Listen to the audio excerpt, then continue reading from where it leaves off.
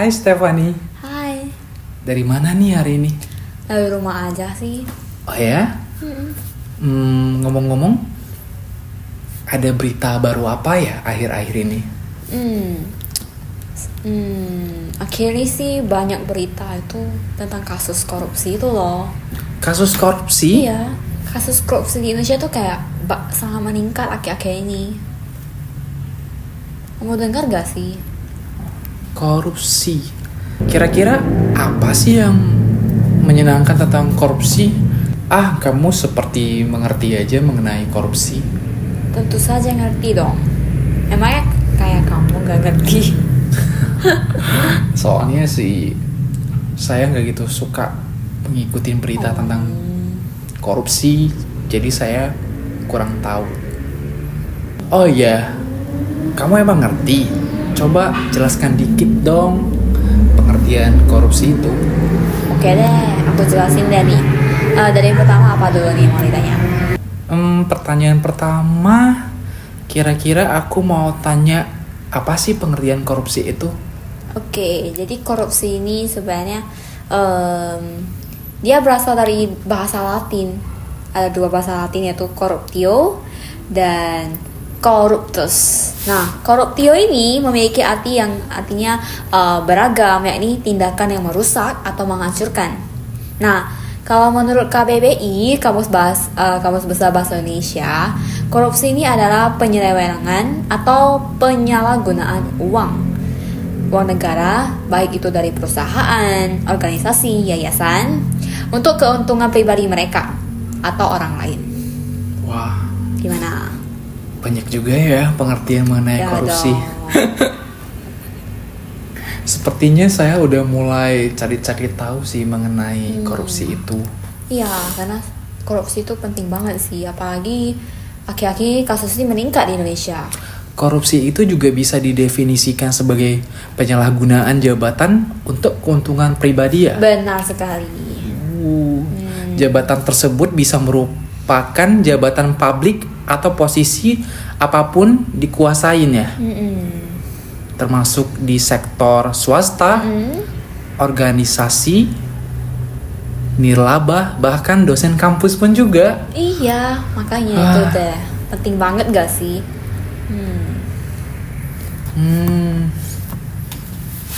Oke deh. Oke. Coba kita sekarang lanjut ke jenis-jenis korupsi. Penasaran nggak? Ternyata korupsi itu banyak jenis loh, gak hanya satu jenis.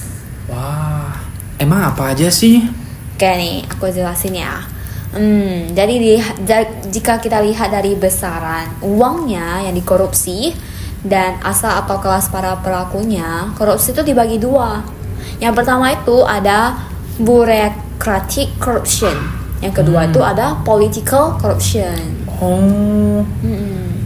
Jadi apa yang dimaksud dengan bureaucratic corruption? Oke, jadi kalau jenis korupsi ini itu adalah jenis korupsi yang terjadi di lingkungan birokrasi dan pelakunya itu adalah para birokrat atau pegawai rendahan. Bagaimana dengan yang satunya? Kalau satunya lagi itu korupsinya pelakunya itu adalah para politis di parlemen atau pejabat-pejabat tinggi. Wah, ternyata menarik juga ya mengenai korupsi. Kira-kira bagaimana dengan orang-orang yang melanggar aturan dan tetap melakukan korupsi itu? Nah, pelaku di Indonesia ini dapat mendapat hukuman. Bisa aja hukuman itu berupa hukuman di penjara selama bertahun-tahun atau seumur hidup, bahkan hukuman mati. Sampai dihukum mati? Ya dong, karena Tapi memang pantas sih. iya, makanya itu sangat merugikan Indonesia kan. Jadi Iya pantas sih. aja. Stefani, tentang korupsi nih, saya mau tanya sama kamu. Kita kan di Republik Indonesia, hukum perdata. Ada nggak sih di dalam undang-undang tersebut mengenai hukum korupsi tersebut? Ada dong, yaitu dalam Undang-Undang Nomor 20 Tahun 2001 tentang perubahan atas Undang-Undang Nomor 31 Tahun 1999 tentang pemberantasan tindak pidana korupsi dan disinergikan dengan KUHP.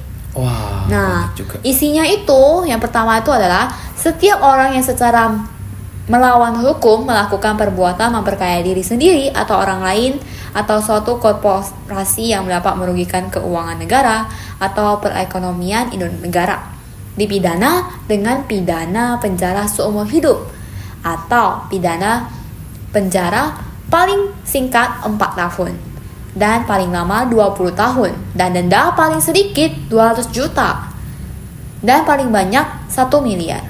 Yang kedua itu dalam hal tindak korupsi sebagaimana dimaksudkan dengan ayat 1 tadi dilakukan dalam keadaan tertentu, pidana mati dapat dijatuhkan. Wow. Ngeri bukan? Pengerti. Ternyata hukuman yang dikenakan tidaklah hukuman yang mudah, tetapi juga hukuman yang cukup bisa memperik. Nah, dari penjelasan tadi, kira-kira menurut Koko apa sih dampak korupsi ini bagi negara Indonesia? Ternyata dampak dari korupsi itu sangat-sangat merugikan terhadap negara kita juga sih. Iya, makanya.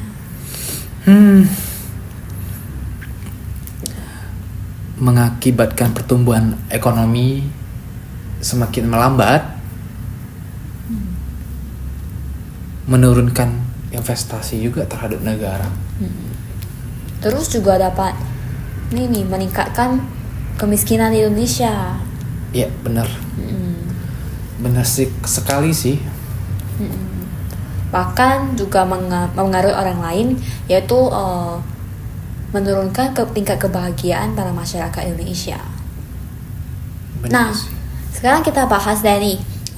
Kita udah bahas tuh apa itu secara umum, secara besar apa itu korupsi. Nah, sekarang kita bahas dong bagaimana sih pandangan agama Buddha mengenai korupsi ini. Kalau dari pandangan agama Buddha, korupsi itu kan perbuatan yang tidak baik ya. Iya. Dalam sisi agama, pasti jelasnya juga kurang baik terhadap agama Buddha. Karena tindakan itu kan merugikan orang Benar. lain. Nah, kalau dari staff sih, dalam agama Buddha itu korupsi ini didasari oleh keserakahan dan berakar pada kebodohan. Jadi seseorang yang memiliki pandangan benar tidak mungkin ia bertindak bodoh dong. Nah, ia akan menyadari semua itu adalah tidak kekal. Kemudian juga karena faktor lingkungan, pergaulan yang kurang baik, sehingga mendukung munculnya perilaku korupsi ini. Dari ajaran Buddha, korupsi ini adalah termasuk tindakan yang melanggar aturan moralitas Buddha atau yang melanggar sila, yaitu sila kedua, yaitu mengambil barang yang tidak diberikan pemiliknya, dan akan mengkondisikan seseorang melanggar aturan tersebut. Sehingga menurut Buddhisme, korupsi itu merupakan sesuatu yang sebaiknya tidak dilakukan karena telah melanggar aturan moralitas Buddhis. Ya, gitulah mengenai korupsi ya. Oke, gimana setelah mendengar penjelasan dan setelah membahas korupsi ini? Seru gak? Seru. Ternyata di dalam korupsi itu banyak jenis-jenis korupsi dan efek dari korupsi tersebut menyangkut masyarakat seluruhnya sih, termasuk juga. Jadi sebagai generasi muda kita harus bisa dong membantu, mencegah dan meminimalisir tindakan korupsi itu terjadi di Indonesia. Gimana? Setuju gak? Setuju banget. Oke. Karena korupsi itu termasuk perbuatan yang tidak baik. Ya, nah kita harus segera mencegahnya sehingga Indonesia dapat meningkatkan pertumbuhan ekonomi secara baik. Juga kita kesejahteraan di Indonesia itu dapat kita wujudkan. Semakin baik dan semakin damai juga sih. Ya, benar. Wah, banyak juga ya mengenai permasalahan korupsi itu. Sekarang aku udah cukup banyak dapat ilmu mengenai korupsinya Stefan. Iya. Thank you ya untuk hari ini kita udah bahas mengenai korupsi. Ya, thank you juga nih udah ada mau dengerin cerita dari Steph apa itu tentang korupsi dan penjelasan mengenai secara dalamnya. Oke, thank you. Thank you. Haha, see you ya. See you next time. Ya. Bye bye.